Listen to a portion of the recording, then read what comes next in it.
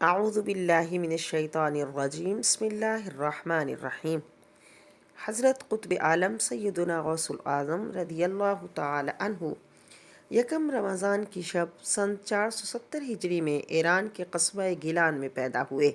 ایک بزرگ نے آپ کے سن ولادت اور سن وصال کے بارے میں کیا خوب کہا، ان باز اللہ سلطان الرجال جاعنی فی عشق و توفی فی کمال، یعنی اللہ کے باز اشہب یعنی مقام لاہوت میں پرواز کرنے والے مردان خدا کے بادشاہ سیدنا غوث الاعظم عشق میں پیدا ہوئے اور کمال میں آپ کا وصال ہوا۔ حضرت محبوب سبحانی غوث الصمدانی سیدنا شیخ عبدالقادر جیلانی کی ولادت باسعادت کا مجدہ خود رسول مآب صلی اللہ علیہ وسلم کے ارشادات میں ملا، جیسا کہ اللہ کے نبی صلی اللہ علیہ وسلم نے اپنی لاڈلی صاحبزادی سیدتنا فاطمہ الزہرا رضی اللہ تعالی عنہا کی اولاد کے لیے برکات کی دعا ارشاد فرمائی، تو اللہ نے اپنے حبیب صلی اللہ علیہ وسلم کی دعا قبول فرمائی اور حضرت فاطمہ کی اولاد سے پاک و طاہر ہستیاں پیدا فرمائیں۔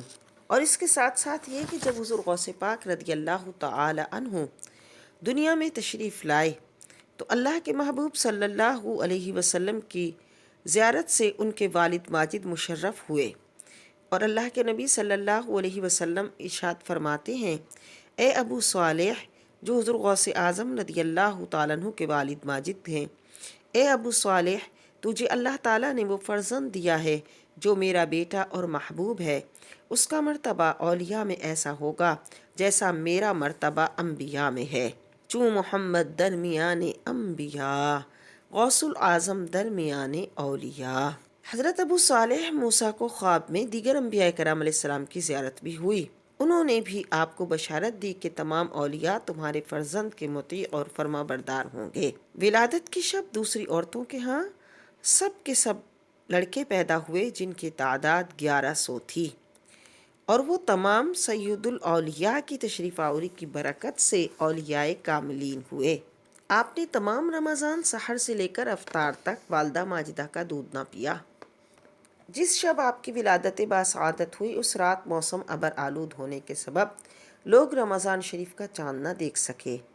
لوگوں نے سادات کے اس عظیم گھرانے کی طرف رجوع کیا تو آپ کی والدہ نے فرمایا کہ میرے فرزند نے آج دودھ نہیں پیا، اس لیے آج روزہ ہے، اور بعد میں تحقیق پر یہ بات ثابت ہوئی کہ اس دن یکم رمضان تھا۔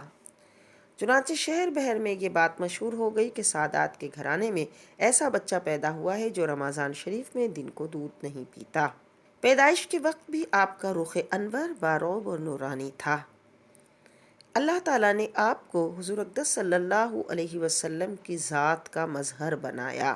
غوث دیں بحر کرامت کے گوہر پیدا ہوئے، واہ کیا چرخ نبوت پہ قمر پیدا ہوئے۔ آپ کی ذات کسی تعریف و توصیف کی محتاج نہیں، آپ دنیائے ظاہر و باطن اور عالم غیب و شہادت کے چمکتے ہوئے آفتاب ہیں۔ آپ کے مناقب آسمان کے ستاروں اور ریت کے ذروں سے زیادہ ہیں۔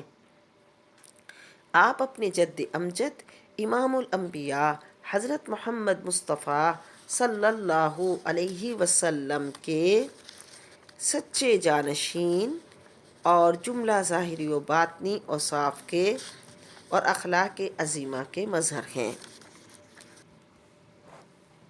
تمام اولیاء اللہ آپ کے سامنے سر نیاز جھکانے کو فخر سمجھتے ہیں اور ایک دوسرے سے بڑھ چڑھ کر آپ کی عزت و توقیر اور تعظیم و تکریم کرتے ہیں۔ آپ کی شہرت، آپ کی شوکت کے نقارے آسمانوں اور زمین پہ بجتے ہیں اور قیامت تک بجتے رہیں گے۔